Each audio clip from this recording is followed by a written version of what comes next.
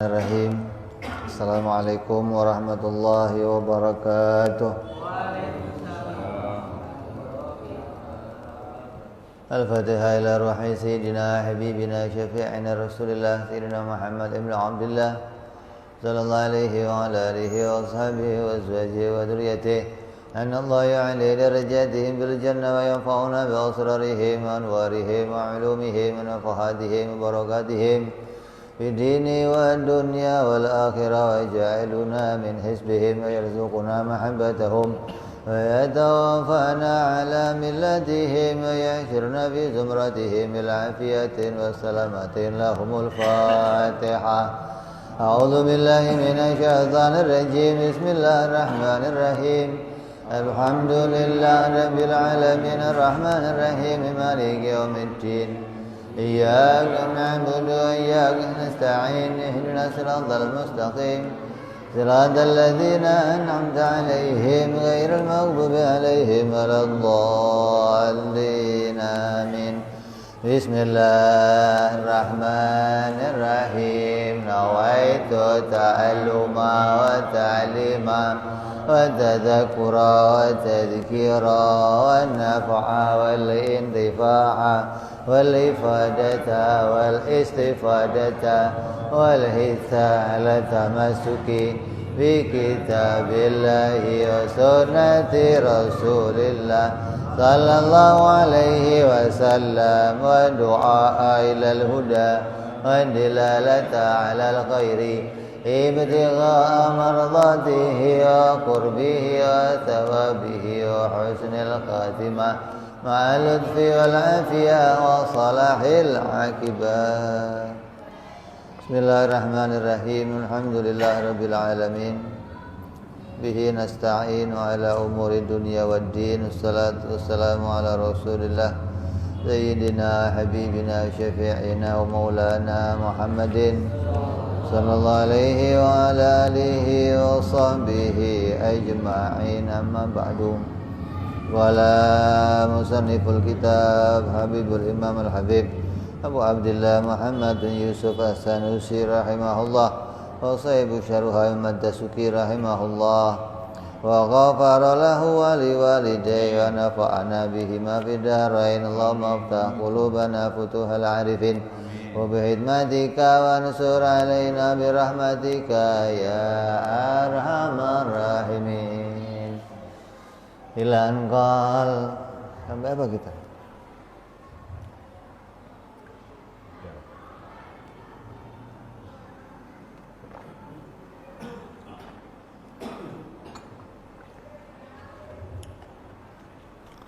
Tidak mudah. Hah? Bakok ya? Halaman berapa? Hah?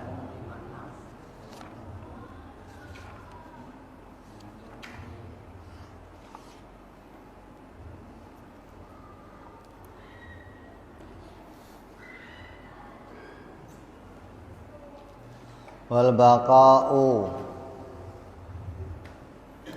wa ibaratun an salbil adami an salbil adami lahik lil wujudi. Sifat yang ketiga yang wajib bagi Allah adalah sifat baqa'.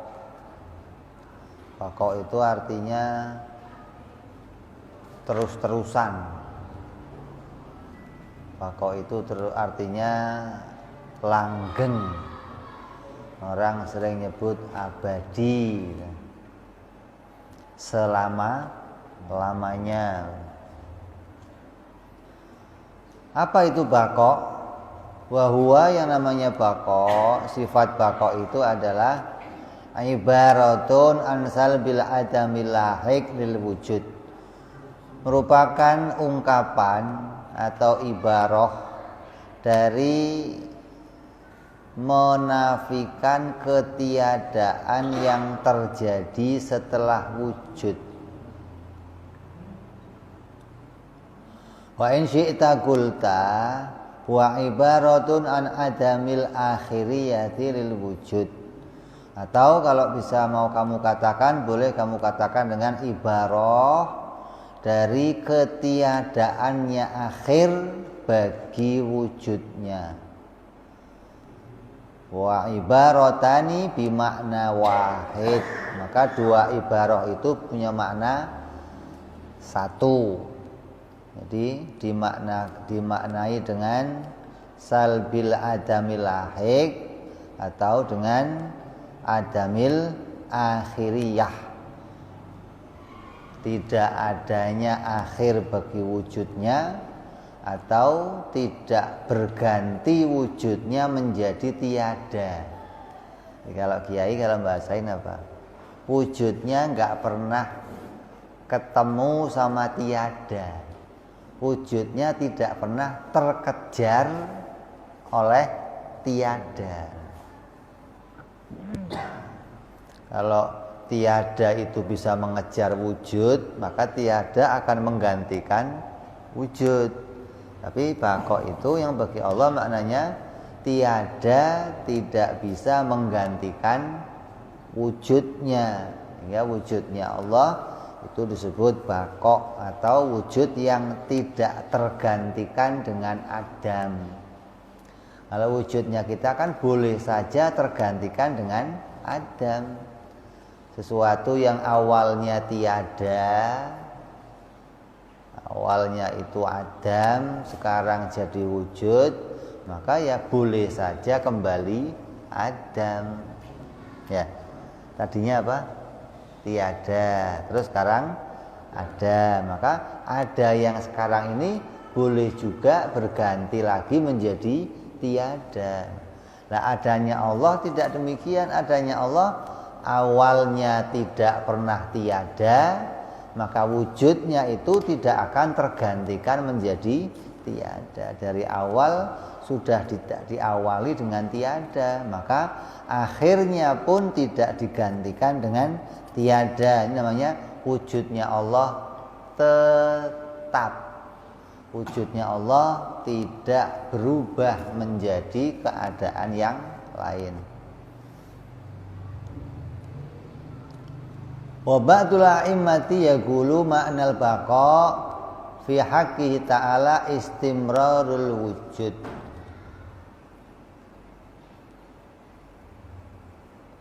Fi mustaqbali ila ghairi nihayati kama anna ma'nal qidam fi haqqihi ta'ala istimrarul wujudi fil madhi ila ghairi nihayatin. Sebagian imam, artinya ada ulama yang mengatakan baqo itu apa? Baqo itu adalah wujudnya Allah itu terus wujud terus,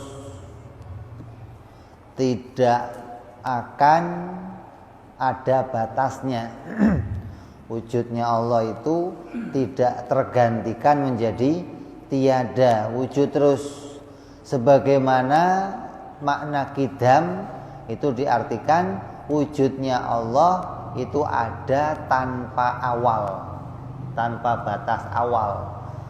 Kapan awalnya? Ya nggak ada mulai awalnya, sudah dulu nggak ada batasnya. Ada yang mengartikan demikian. Dan akhirnya kapan? Ya nggak ada akhirnya sampai nanti, pokoknya nggak ada akhirnya. Ini ada yang mengatakan wujudnya tidak diawali apapun, akhirnya pun tidak diakhiri dengan apapun, hingga wujudnya tetap.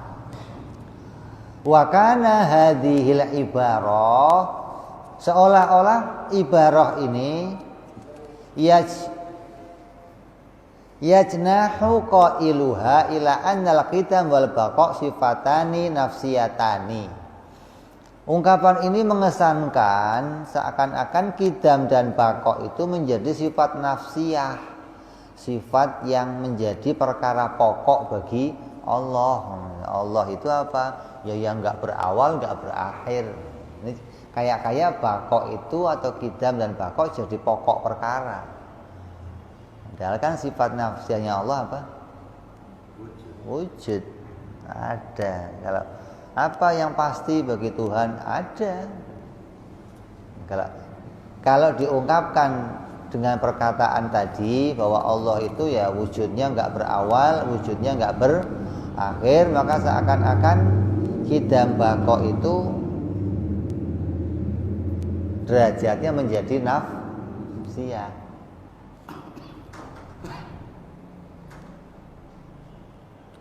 Li'annahuma indahu al-wujudu mustamirrun fil madhi wal mustaqbal.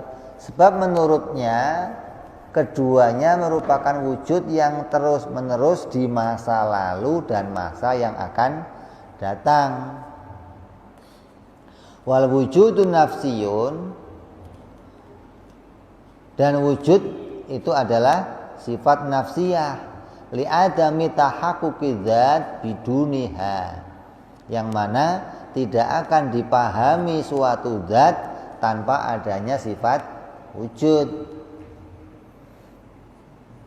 Wa hadzal madhhab dhaifun, maka madhab yang mengatakan qidam baqa itu menjadi nafsiyah, ini madhab yang dhaif li'annahuma, karena sungguhnya keduanya qidam dan baqa laukanata nafsiyataini, apabila keduanya menjadi sifat nafsiyah, lazima alla tuqalu dzat bidunihima, maka kalau sifat nafsiyah, kalau sifat qidam baqa itu menjadi nafsiyah, maka akan dipahami bahwa tidak diterima suatu zat tanpa keduanya.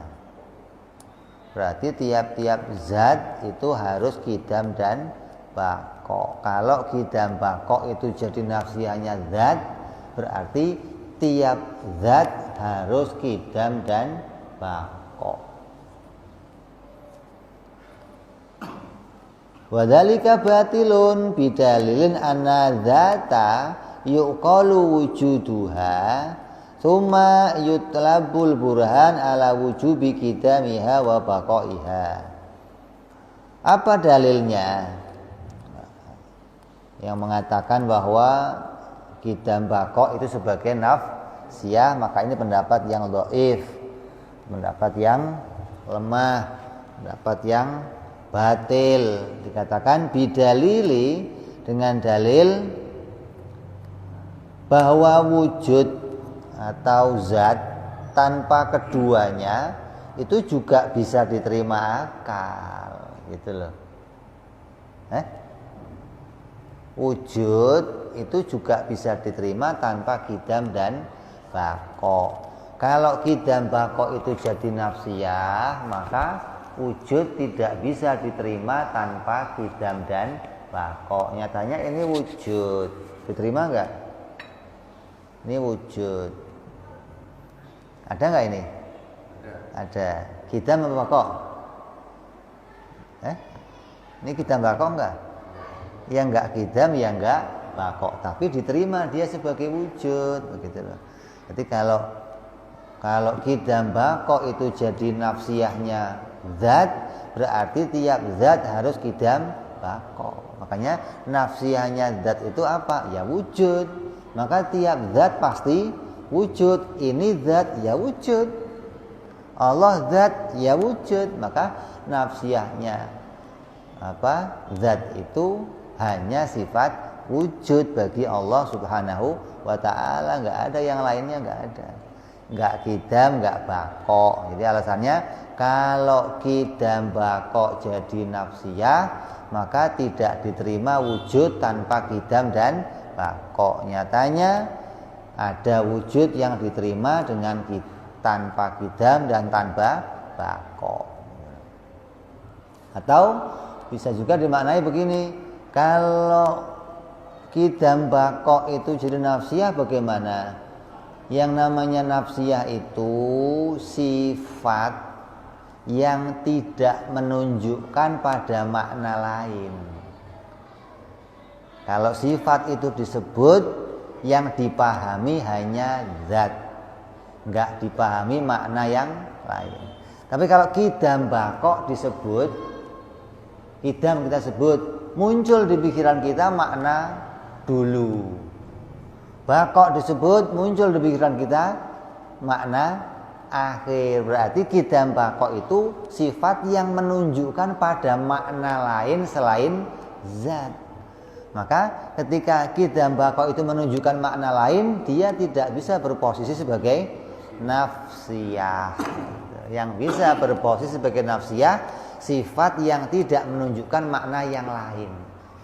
Dia hanya menunjuk pada dirinya sendiri. Maka itu hanya sifat wujud. Wa syadda qaumun, maka segolongan kaum yang menyimpang, faqalu, mereka berpendapat, innal qidama wal baqa'a sifatani mawjudutani. Ada lagi yang lebih menyimpang lagi, mereka mengatakan qidam dan baqa' bagi Allah itu kedua-duanya sifat ma'ani, sifat wujudiyah.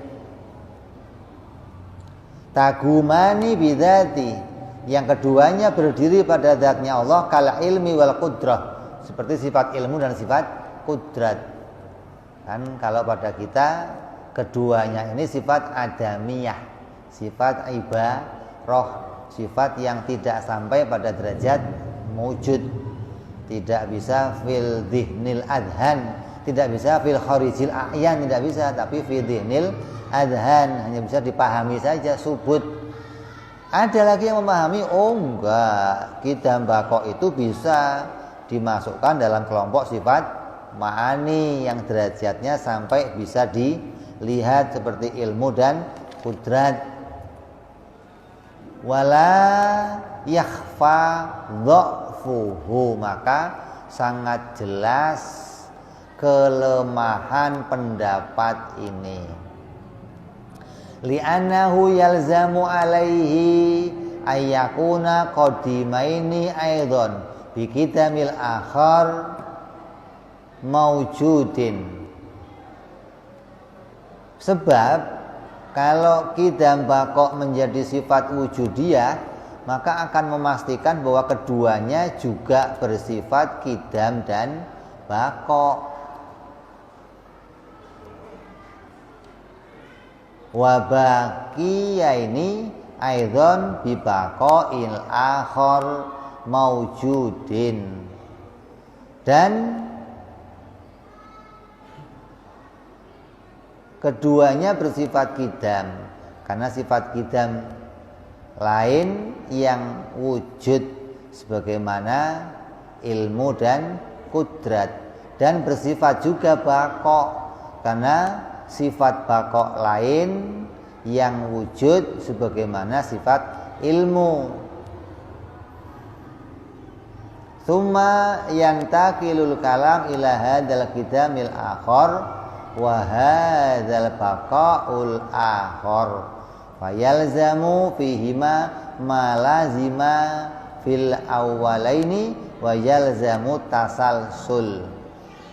Maka kemudian pembahasannya beralih pada ini adalah qidam dan baqo lain, maka dalam keduanya terdapat kelaziman yang ada qidam dan ada baqo yang pertama, maka ini namanya tasalsul.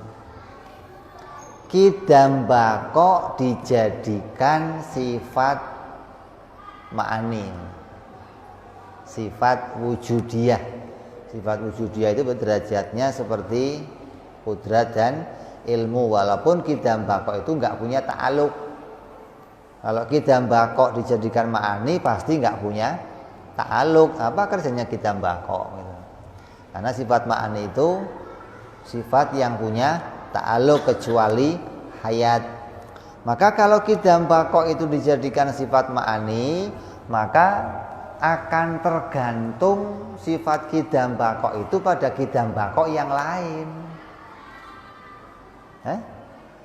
Qidam baqo yang ma'ani tergantung pada sifat qidam baqo yang salbiyah, maka akan jadinya tasalsul, sesuatu yang bertumpuk-tumpuk. Ya, contohnya begini, Allah qidam, qidamnya Allah itu bisa dilihat, bahwa Allah itu tidak berawal. Ketika kita melihat wujudnya Allah, maka terlihat wujudnya itu tidak berawal. Maka wujud yang tidak berawal itu tergantung pada sebuah wujud yang lain, wujudnya sifat. Makna yang bisa kita pahami dari Qidam Baqo itu tergantung pada wujudnya sifat yang harus kita lihat. Kalau kita nggak lihat sifat itu, kita nggak tahu Allah itu nggak berawal dan nggak berakhir. Seperti sama memasukkan wujud itu menjadi sifat wujudiyah. Itu akan terjadinya sama dengan tasalsul. Allah wujud. Wujudnya Allah bisa dilihat. Kalau kita nggak menemukan wujudnya Allah, maka kita nggak akan nemu Allah itu zat. Jadi harus lihat dulu wujudnya, baru bisa mengatakan dia itu zat. Atau harus lihat dulu Qidam dan Baqo'nya, baru bisa mengatakan dia Qidam dan Baqo'. Maka yang demikian ini pendapat yang sangat lemah. Lemahnya dari arah tergantungnya sesuatu pada sesuatu yang lain. Allah Subhanahu wa ta'ala wajib punya sifat yang sifat tersebut itu sifat yang tidak berawal dan sifat yang tidak berakhir. Maka kalau sifat tidak berawal dan tidak berakhir ini dijadikan sifat nafsiyah, dijadikan sifat apa? Ma'ani, maka akan jadi sifat yang bisa dilihat. Maka kita tidak akan bisa menemukan Qidam Baqo'nya Allah kalau enggak melihat pada wujudnya. Berarti untuk menemukan wujudnya Allah, nemu wujudnya, kemudian nemu Qidamnya, nemu Baqo'nya, baru akan tahu Allah itu enggak berawal dan tidak berakhir. Maka yang demikian ini tasalsul namanya. Bergantungnya menemukan wujudnya Allah pada perkara yang lain dari sifatnya Allah. Ini enggak bisa diterima, enggak dipahami. Kita menemukan Allah itu Qidam Baqo' bukan karena melihat wujudnya Allah. Karena Qidam Baqo' itu ibarah yang harus, ibarah yang tidak bisa dipisahkan dari zatnya Allah. Makanya kita mau mengatakan, "Duh, jangan pakai sifat Qidam lah." Terus pakainya apa? Ganti yang lain. Namanya boleh diganti, tapi zatnya yang tidak, makna zat yang tidak berawal itu enggak bisa diganti. Allah itu zatnya pasti zat yang tidak berawal. Namanya apa? Boleh apa saja namanya. Nah, kalau zat yang tidak berawal itu bisanya diketahui dengan dilihat, maka ya muter-muter namanya, nggak jelas. Lihat wujudnya, baru lihat lagi Qidamnya, kan? Sama begini, untuk menemukan benda ini baru itu sifat wujudiyah namanya, sifat yang bisa dilihat. Berarti harus lihat barangnya, lihat dulu sifat barunya, baru nemu kalau ini itu tasalsul. Bertele-tele, katalah bertumbuk-tumbuk gitu loh. Nemu sifat ini wujud, nggak usah lihat barunya lagi, sudah tahu ini pasti baru. Bagaimana kok untuk nemu ini baru harus lihat lagi sifat barunya lagi? Lah ngapain? Begitu loh. Itu namanya repot begitu. Ngasih kerjaan orang maksudnya. Kalau bagi sifat yang kita pelajari disebut namanya tasalsul, sesuatu yang bergantung pada yang lain. Bahasanya kamu itu bertele-tele ribet. Kalau sampai Qidam Baqo jadi sifat ma'ani, maka Qidam Baqo itu jadi nafsiyah yang enggak bisa, jadi ma'ani juga enggak bisa. Wa adzafu min hadhil qaulu man faraqa wa qala al-qidamu salbiyun wal baqa'il wujudi. Ada lagi yang lebih lemah lagi, yang memisahkan, yang menganggap Qidam itu salbiyah dan Baqo' itu wujudiyah. Ini juga ruwet lagi. dipisah-pisah. Kidam itu salbiyah, bakoknya wujudiyah. Jadi untuk nemu Allah itu enggak berakhir, harus lihat dulu wujudnya, begitu loh. Oh iya, Allah ada, berakhir enggak? Ya lihat dulu sifatnya. Oh iya, enggak berakhir juga. Ini kan ribet sama. Jadi untuk nemu tidak berawalnya cukup dipahami dengan dalil, tapi untuk nemu tidak berakhirnya harus dilihat. Ini juga nggak bisa, nggak beres. Atau sama saja mau dikatakan qidam baqo itu mau dimasukkan ke dalam sifat maknawiyah, ya nggak cocok juga. Kalau qidam baqo mau jadi maknawiyah, nanti ma'aninya apa? Karena tiap maknawiyah pasti nuntut ma'ani. Jadi maka nggak bisa ini. Qidam baqo itu mau tidak mau posisinya harus sebagai salbiyah. Tidak bisa bergeser, tidak bisa berpindah menjadi derajat sifat yang lain. Nggak bisa jadi nafsiyah, nggak bisa jadi ma'ani, dan nggak bisa jadi ma'nawiyah gitu.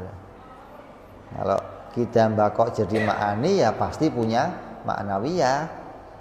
Kalau dia punya ma'ani lah, ma'nawiyahnya apa?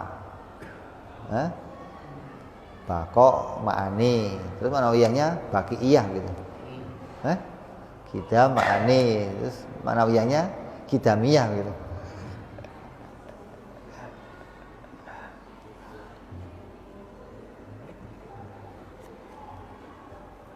Ya, jadi tidak diterima, tidak bisa dipahami apabila qidam baqo itu tidak berposisi sebagai salbiyah.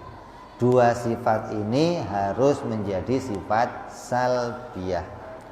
Wal haq, dan yang lurus, yang benar, alladzi alaihi muhaqqiqun, yang dipedomani oleh ulama-ulama ahlil muhaqqiq, orang-orang yang bisa menyatakan suatu perkara atau menjelaskan suatu perkara, annahuma, keduanya yaitu sifat qidam dan sifat baqo, sifatani salbiyatani, itu adalah harus menjadi dua sifat yang disebut sifat salbiyah.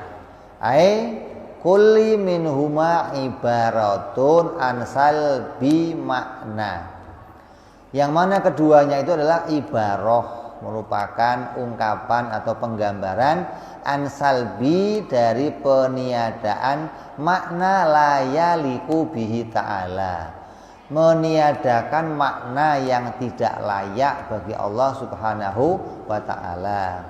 Walaisa lahuma maknan maujudan fil kharijil anidhihin, maka keduanya itu bukanlah sebuah makna yang maknanya itu bisa muncul dari hati pada sesuatu yang terlihat. Kharijil dhihin itu keluar dari dhihin dan bisa dilihat sampai sampai kharijil a'yan, sampai bisa dilihat oleh mata, maka derajatnya bukan demikian.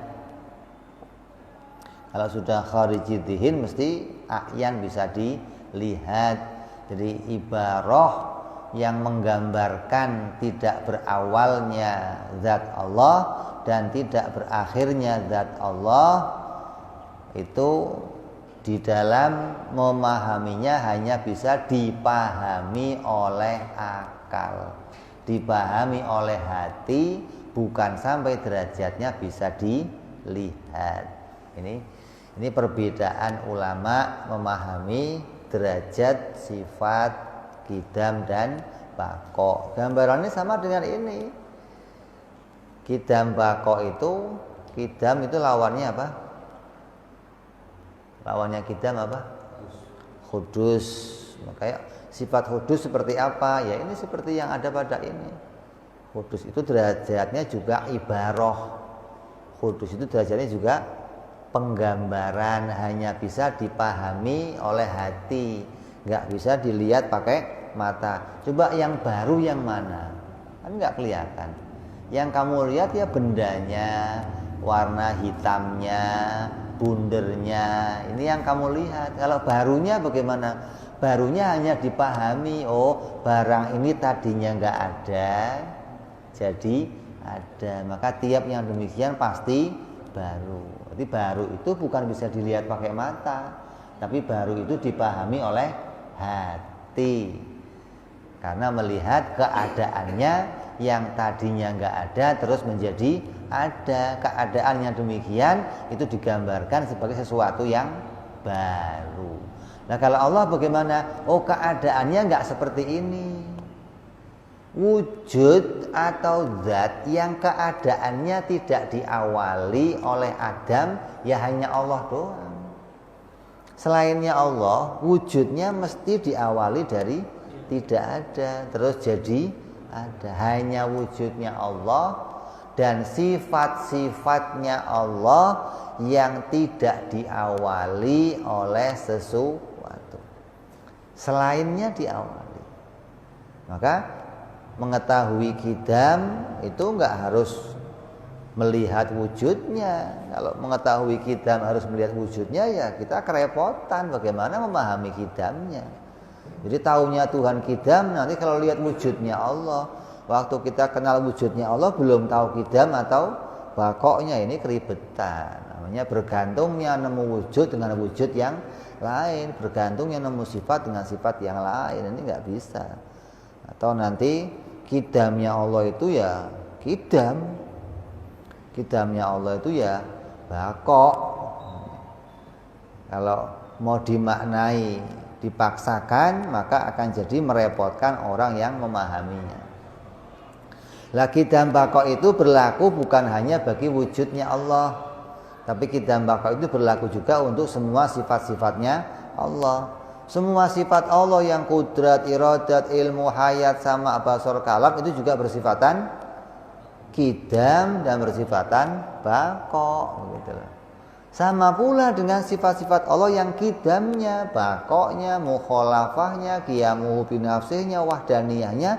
Sifat-sifat itu juga enggak ada awal dan enggak ada akhirnya gitu. Terus pula sifat ma'nawiyahnya Allah, qadiran, muridan, aliman, hayyan, sami'an, basiran, mutakaliman, ya juga enggak berawal, enggak berakhir. Makanya ada kiai yang ceritain kalau dulu itu banyak orang menganggap Tuhan itu sifat. Kemudian sifatnya Tuhan itu gentayangan mencari zat. Kemudian kadang nempel zatnya api jadi Tuhan. Kadang nempel zatnya air jadi Tuhan. Kadang nempel ke matahari jadi Tuhan. Ini ada yang menganggap begitu. Terus dikatakan, ya nggak mungkin dong, masa sifat kok muncul duluan. Mesti yang muncul duluan itu zatnya, baru sifatnya belakangan. Ini aneh lagi. Ngomong sifatnya dulu ya salah. Ngomong zatnya yang bagaimana sih? Masa ada wujud, ada zat muncul duluan, baru sifatnya muncul. Ini sifatnya muncul dari mana? Nyari sifat dulu gitu. Yang cocok untuk saya mana sifatnya gitu apa. Nanti zat dan sifat itu munculnya bersamaan, tidak bergantian, tidak. Ini tutup wujud ini munculnya itu bersamaan dengan sifatnya. Ketika muncul wujudnya ya juga muncul sifatnya, nggak ada yang duluan, nggak ada. Kalau mau diomong pakai mulut jadinya duluan zat baru sifat. Kalau ngomongnya duluan zat, kalau ngomongnya duluan sifat ya sifat dulu, sifat baru zat. Sifat duluan mana? Sifat dulu, ngomongnya duluan sifat. Ya tergantung ngomongnya. Kalau diomong yang pasti duluan, ya zat dulu baru sifat, ya karena ngomong. Kalau di dalam makna akal tidak mungkin keduanya ini duluan, keduanya ini nggak bisa dipisahkan. Kalau muncul ya muncul bareng, kalau hilang bareng. Ini sifat zatnya pada kita begitu. Kalau dia muncul ya muncul bareng sifatnya, kalau hilang bareng sama sifatnya, begitu. Nggak bisa Ada wujud kok dicopot sifatnya doang, diganti sifat yang lain, bisa? Bisa begitu? Ada wujud nih, sifatnya diambil, diganti sifat yang lain, bisa? Bisa nggak? Ini banyak dipahami orang begini. Makanya ada yang mengatakan ya zatnya duluan, baru sifatnya belakangan.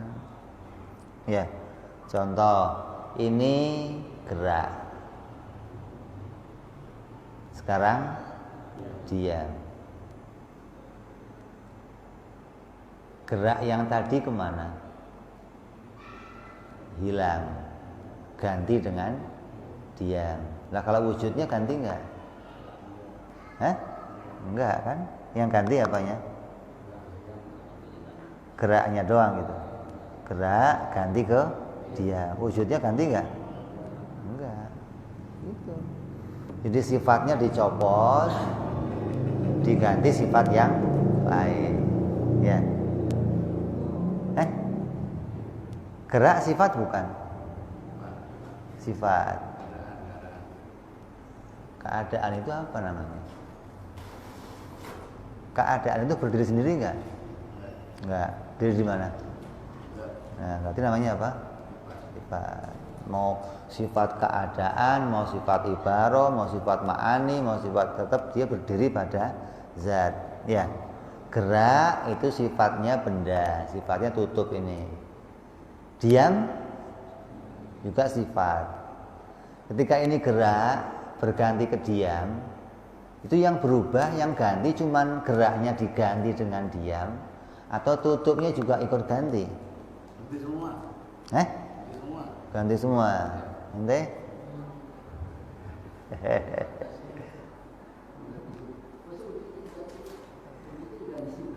Iya. Jadi gimana, yang ganti apanya? Ganti sifatnya aja. Wujudnya nggak ganti. Begitu. Itu banyak orang begitu. Berarti wujud dan sifat itu bisa dipisahkan. Ya, bisa. Iya, kalau dilihat mata begitu. Kata mata ya wujudnya nggak ganti nih. Ya, kata mata wujudnya masih ini aja. Kayak kamu dari sakit ke sehat. Yang ganti apanya?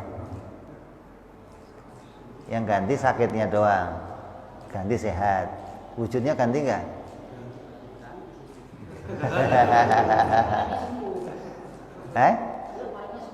Lah iya, berarti ketika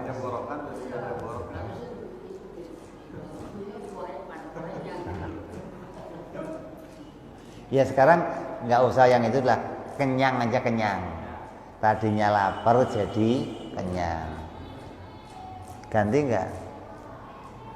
Ganti apanya? Oh, kalau udah kenyang perutnya gendut. Kalau nggak gendut, nggak ganti. Jadi, lah kalau ini yang berubah apanya ini? Oh, masih begini-begini aja. Ya. Jadi kalau ukurannya pakai mata, kamu nggak akan bisa nemu perubahan-perubahan ini. Kamu hanya menganggap banyak sifat yang lepas dari zatnya kemudian berganti dengan sifat yang lain. Kamu tadinya nggak ngerti ilmu, belajar tahu ilmu, berarti bodohnya hilang, ganti dengan ilmu. Wujudnya ganti nggak? Ya nggak ganti, masih wujud itu juga. Bagaimana bisa? Sifat itu tidak bisa lepas dari zat. Apa buktinya sifat nggak bisa lepas dari zat? Nah, sifat itu nggak bisa berdiri sendiri. Kalau bisa lepas dari zat, berarti bisa berdiri kayak ini nih. Dia bisa lepas dari zatnya, bisa berdiri, berarti dia bukan sifat. Ini namanya zat. Ini zat, ini juga zat, maka bisa dipisahkan. Ini gelasnya zat, airnya juga zat, maka bisa.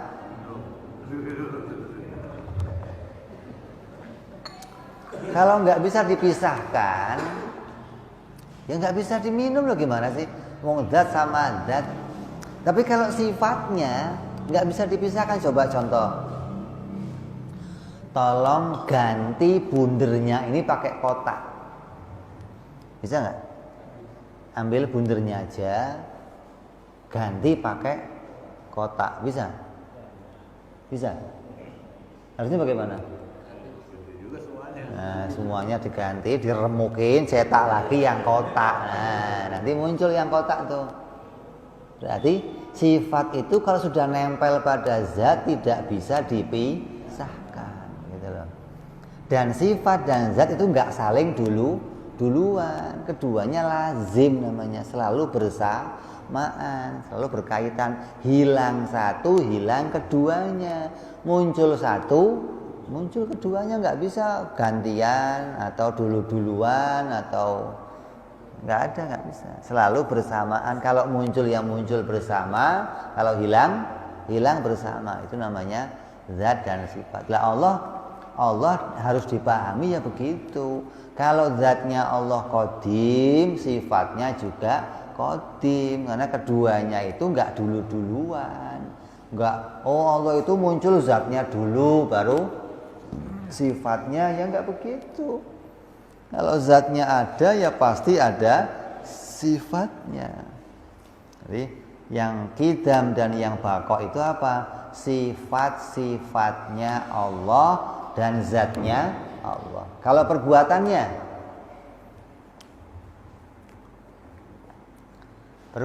Allah qidam baqa enggak? Perbuatannya Allah qidam baqa enggak? Perbuatan itu sifat apa zat? Sifat apa?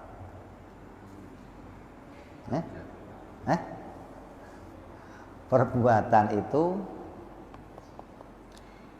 zat apa sifat?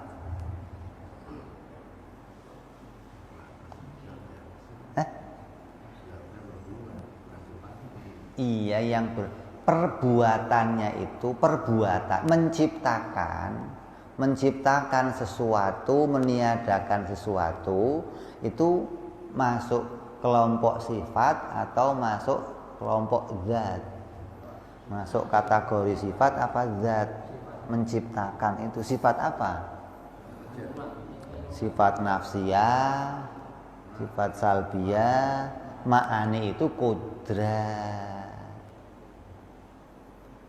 Tangan ini zatnya, ya, tangan ini zat, gambaran ini tangan ini zat. Sifatnya mana? Ya, ini ada bentuknya, ada warnanya, ada kekuatannya, ini sifat namanya. Ya, kalau kerjanya tangan apa? Menggenggam. Ini kerjanya tangan. Kalau pas begini, ini kerjanya itu yang kamu lihat apanya? Begini nih. Kerjanya tangan itu kamu pahami terlihat atau hanya bisa dipahami dari hasilnya? Ada nonjok, ada nyentil. Ini kerja. Nah, kerja itu bukan derajat sifat, juga bukan derajat zat.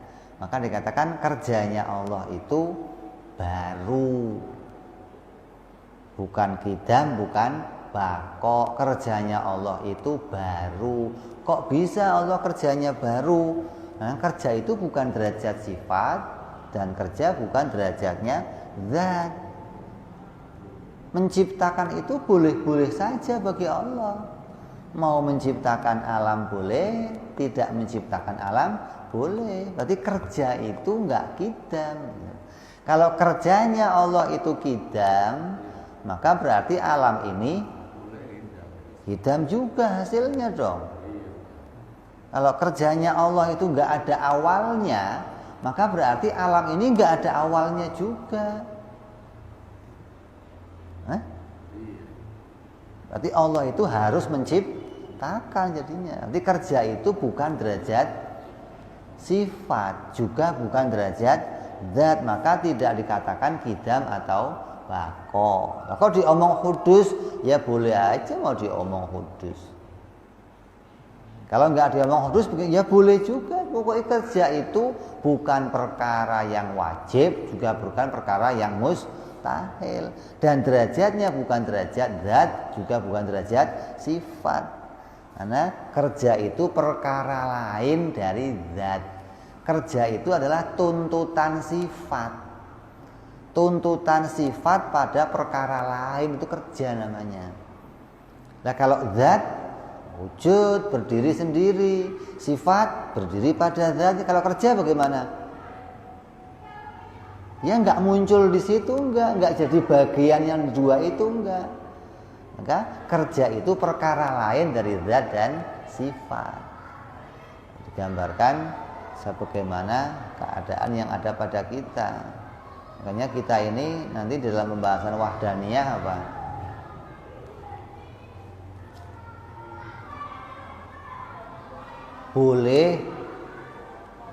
Boleh kita mengatakan zat, kita boleh mengatakan punya sifat, kita boleh mengatakan punya zat, tapi kita tidak boleh mengatakan punya perbuatan.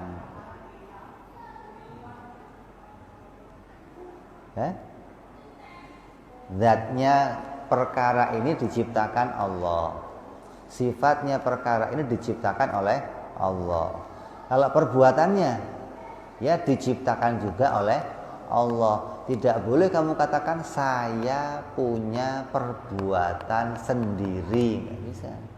Karena perbuatan itu tidak muncul dari diri kita sendiri. Artinya perbuatan itu bukan perkara yang punya mahiyah, bukan perkara yang punya nafsiyah sendiri, bukan. Tapi kalau zat punya jati diri sendiri, sifat punya jati diri sendiri. Kalau perbuatan nggak ada barangnya, maka kamu nggak bisa mengatakan bahwa oh saya juga punya perbuatan. Mana perbuatan kamu? Perbuatan yang ada pada kita itu diciptakan oleh Allah. Makanya nanti dalam pembahasan wahdaniyah ketika kita ngomong begini, Allah itu esa pada zatnya, maknanya apa? Tidak ada zat lain yang menyamai zatnya Allah. Allah esa pada sifatnya, maknanya apa? Tidak ada sifat lain yang menyamai sifat Allah. Allah esa dalam perbuatannya, maknanya apa? Tidak ada perbuatan lain yang menyamai. Nggak boleh ngomong begitu. Kalau pada perbuatan Allah ngomongnya tidak ada perbuatan selain perbuatan Allah. Nah, kalau zat ada lainnya, sifat ada lainnya. Kalau perbuatan nggak ada lainnya yang punya perbuatan kecuali Allah. Karena perbuatan itu bukan perkara yang bisa diciptakan nih buat lu nih, nggak bisa begitu loh. Kayak wayang itu wujudnya dibikin sama dalang, sifatnya dibikin sama dalang. Kalau perbuatannya, nah nggak bisa wayang. Saya punya kerjaan lo, mana ada lo punya pekerjaan? Yang punya pekerjaan cuma dalang, bukan saya, begitu dong. Saya diciptakan perbuatannya. Ini untuk menolak pemahaman orang Mu'tazilah yang mengatakan Allah itu ya bisa saja menciptakan perbuatan pada kita nih, sama kayak menciptakan zat gitu loh. Allah bikin zat nih, Allah bikin sifat nih, Allah juga bikin perbuatan nih buat kamu. Enggak bisa begitu. Perbuatan itu enggak bisa dilepas oleh Allah gitu loh. Beda sama zat sama sifat. Zat sama sifat kelihatan, diciptakan muncul, nah itu zatnya, itu sifatnya. Nah, perbuatan nggak bisa dilepaskan, nggak bisa. Tapi diciptakan langsung oleh Allah. Kamu jalan, kamu duduk, kamu berdiri, kamu tidur, itu diciptakan langsung oleh Allah. Wayang itu mau berdiri, mau tidur, mau Yang ngurusin siapa ini? Nggak bisa wayang ngurusin dirinya, nggak ada. Wayang nggak punya perbuatan. Maka dalam pembahasan wahdaniyah dimaknai ketika memaknai af'al tidak ada perbuatan lain kecuali perbuatannya Allah. Berarti kalau yang lain punya perbuatan itu diciptakan oleh Allah, tidak muncul dari perbuatan dirinya sendiri. Berarti menunjukkan apa ini? Bahwa perbuatan itu perkara lain dari zat. Perbuatan itu perkara lain dari sifat. Jadi zat ya bukan, sifat ya bukan. Terus mau dihukumi kidam bako apa enggak? Ya enggak.